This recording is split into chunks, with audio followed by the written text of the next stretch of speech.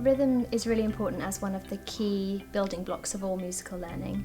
It's vital that children develop an inner sense of pulse and rhythm so that they can play in an ensemble as well as on their own. It's been really easy to teach children notation using the rhythm cards. Hopefully all of the resources that we've made make it easy and accessible, even if you're a non-specialist. I think the idea of teaching notation to children, if you don't read music yourself, can be quite daunting.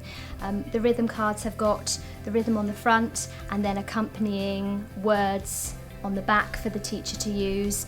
We've made videos that demonstrate how they can be used in the classroom, and there's lots of backing tracks as well in a range of time signatures that you can use with the children. The activities that I did today started off with a storytelling activity. I used Storystones that the children first of all had to sequence in the order of the story. The children then told the story by themselves, a bit similar to small world play, and used musical instruments to add sound to the story. Another activity I did was fruit tasting. I don't think I could have not done that with Handa Surprise. And the children tasted the different fruits from the story.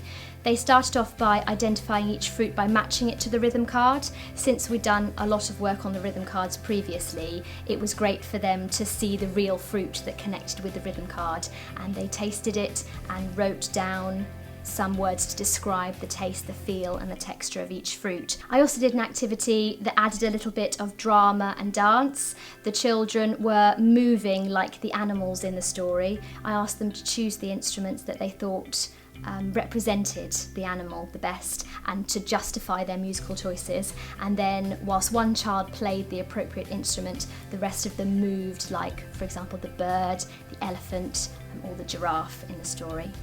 We used fruit bingo, so one child, a confident child, was the leader of the activity, although of course you could do that with an LSA or a teacher, and the children had cards with pictures that matched the rhythm on them, and they had to put a counter on the card when the corresponding rhythm was played. And then the final activity was an art activity. The children made marks to represent what they could see when they looked very closely at the fruits from the story. They chose the colour family that they wanted to use, and using chalk pastel did large scale, quite abstract representations of cross sections of the fruit. We've been doing some work on Vincent van Gogh, and I linked that in a little bit as well because of his broad brush strokes and mark making style to create sort of a finished piece of artwork. I think the rhythm games have been successful because they are interactive, they're very multisensory. I think that they allow children to learn by exploring, and because they're short, they fit really well into the primary curriculum. You can use them in those spare 5, 3 or 2 minutes, and because they're skills based, you are confident that the children are building up their skills each time they play that game. So they've been really successful. What has